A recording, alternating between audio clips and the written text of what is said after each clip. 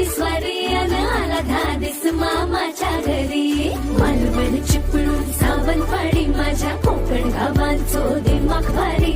दिसते भारी गणपतीची स्वारी माझ्या कोकणा वाटे तुम्ही वलवा गाडी. धमाधमान हाका गाडी माझ्या कोकणचो रस्तो नागमोडी. पारी नयवा पशी नयवा नाही तर सुसाट आगीन गाडी. मुंबई पुण्याचे रस्ते सोडा माझ्या कोकणा वाटे तुम्ही वलवा गाडी.